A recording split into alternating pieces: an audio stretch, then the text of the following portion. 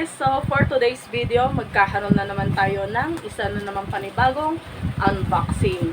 So ito guys, ang story ng parcel na to is December ko pa to in order sa Lazada.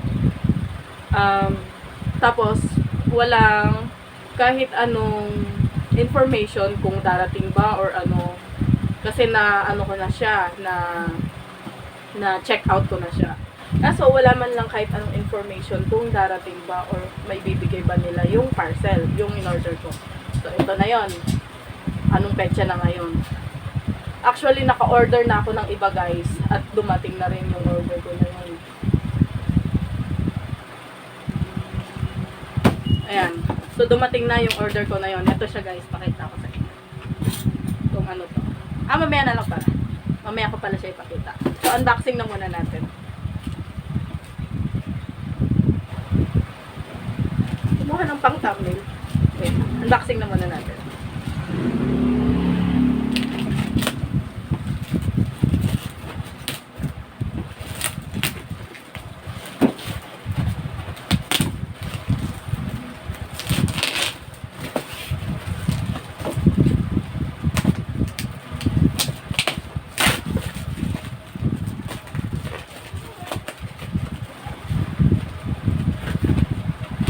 Kanina lang to dumating guys.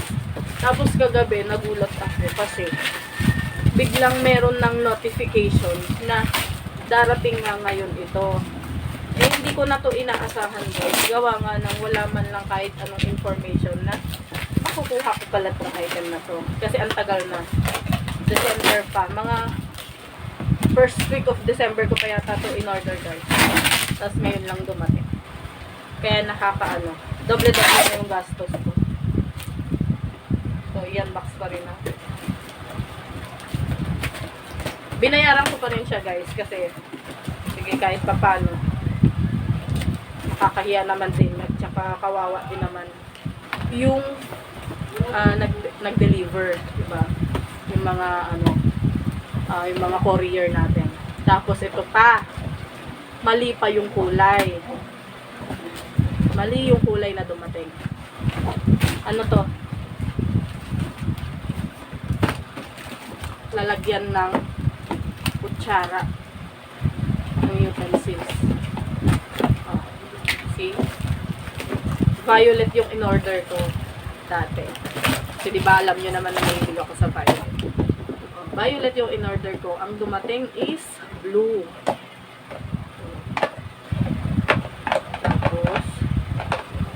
Siya.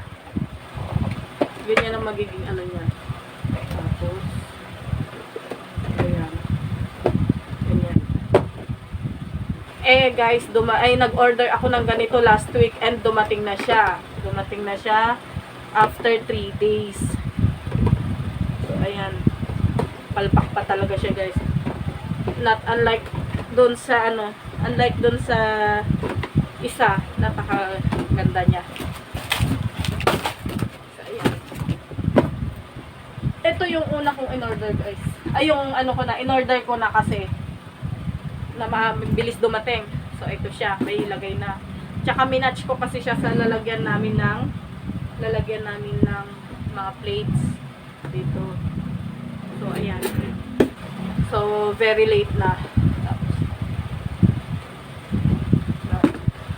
So, yan siguro yung uwi ko na lang yan sa guys. Sa province. So, ito na guys. Delay dumating. Walang paabiso na makukuha ko pala. And, mali yung kulay ng na-deliver sa akin. Nabigay sa akin. So, supposed to be, ang order ko is kulay violet dahil, di ba, fan tayo ng violet. Any variety ng violet guys is bet na bet ko. So, ayan. Ayan. So, ayan. Naayos na natin. And, ito na yung aking pangalawang in-order na mabilis dumating. Ito. Ayan. Very late. So, ayan guys. Yun lang. Share ko lang. Late na naman ang ang magkaka-deliver. At hindi nagpaabiso na mabibigay din pala nila to. Kasi, di ba, usually kapag nag-order ka, nagsasabi sila kung, okay, kailan mo marireceive, anong araw, nagbibigay sila ng petsa kung kailan. Yung una kong pinag-orderan, walang binigay na araw, na ano, ay, nagbigay pala sila. Actually, may nabasa pala ako, nagbigay sila.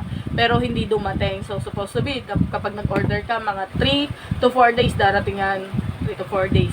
Pero anong petsa na, magkakatapusan na naman ng January. Tapos, ngayon lang siya dumating. Nabasa ko na lang kagabi na parating na pala yung aking parcel. So, yon, epic fail, diba? Tapos, dumating ng very late na mali pa yung kulay. Pero it's okay. Kulay lang naman, 'di ba? Kaysa naman yung pinadala nila, magpadala sila ng bato or ano, 'di ba? So, okay na rin 'yun. Yeah. So, that's it guys. Ma-share ko lang ang aking experience na naman ngayong araw sa aking parcel. So, thank you guys for watching.